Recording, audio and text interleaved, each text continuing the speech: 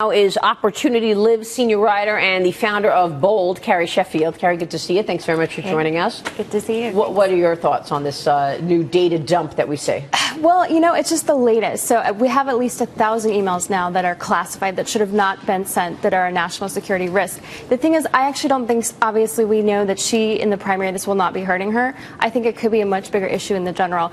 Bernie Sanders has basically said he's surrendered this. So I do think in the general, it just is more of the same in terms of the drip, this questioning her legitimacy, her transparency. Yeah, Sandra Smith, is Donald Trump getting involved here now? Oh yeah, they're gonna pounce on this. But by surrendering, when you talk about Bernie Sanders, do you mean the first Democratic debate when he basically gave her a free pass and said, "I'm sick of talking about the emails"? So that's a really good point. He wants to be a VP. Yeah, but I mean, when you look at this new, was this round 7 of these emails being released? When you look at I mean, everybody's digging into, okay, so they were stamped classified.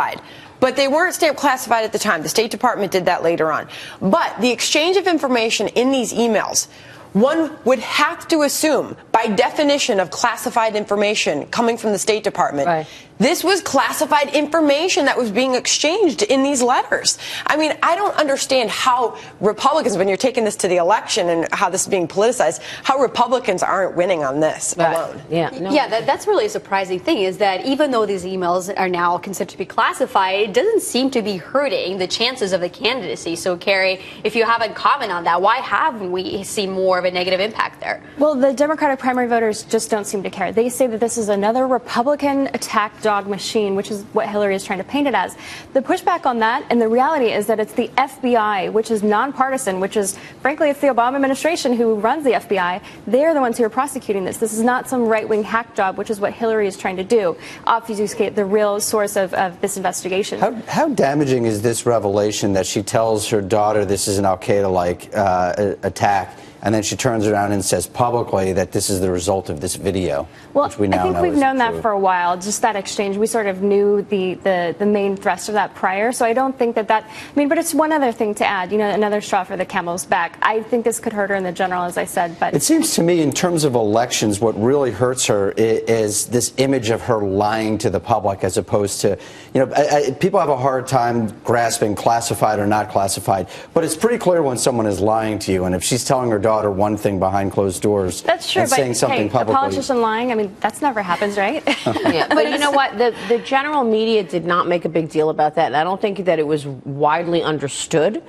I think it is now, or is it not? Well, what do you make of the way she's actually playing this? I mean, Maria, does this not show what a skilled politician she actually is? The fact that she is still the leading Democratic candidate for the President of the United States when she's facing this type of scandal.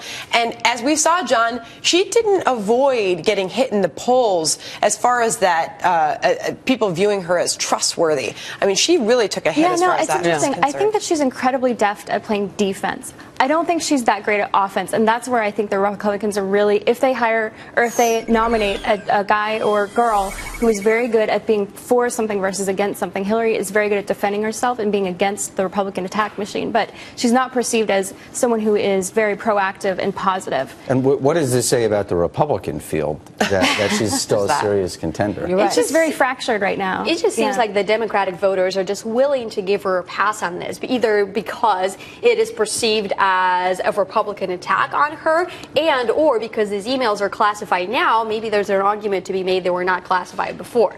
I don't know what your take on this is.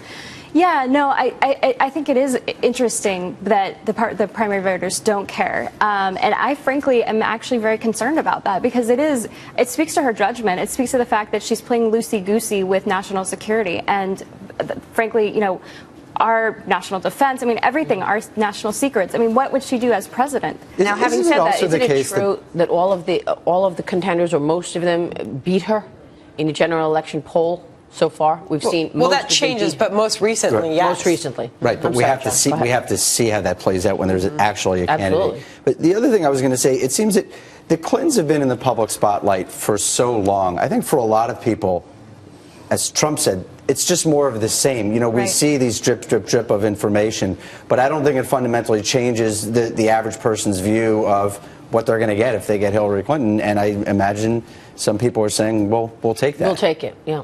Yeah, no. Her loyalists are her loyalists. Right, right. And in that sense, she's perceived as vetted. So there are no new Right. surprises, whereas the Republican field is much less well known. So it's more of a question mark in that way. Yeah. And does the fact that this most recent Fox News polling shows that the economy is no longer number one for the American voter after the Paris attacks, it's now foreign policy and national security. Does that help Hillary Clinton because of her experience as Secretary of State? You know, it's interesting in the debate that happened right after, she came across as strong and authoritative, but it's really quite shocking because she was the embodiment of Obama doctrine. She was the one with that red button, pushing it with the reset with Russia, and now we see what's happened, the crumbling of that relationship. We see what's happened in the Middle East, where she was the Secretary of State. So I just think it's mind-blowing that she has not, but again, it will speak to the general. That's where the real money is. So. Well, that's what Ted Cruz said. You know, when I asked him about the Hillary, about, you know, why would the American public trust you when she's got all this experience, Ted Cruz said, yeah, she's got experience, but she's failed. Look at what, you know, her foreign policy was when she was in office. And we know that the integrity part of it is incredibly important. And also the experience is there, but it's a failed experience. She's got the experience. She's got the knowledge. She's able to talk the talk, but she herself has had a hard time listing her track record or accomplishments as Secretary of State. As Carly Fiorina likes to say, traveling the world is not an accomplishment per se. So, Carrie, thank you. Good to see you. Carrie Sheffield there. Coming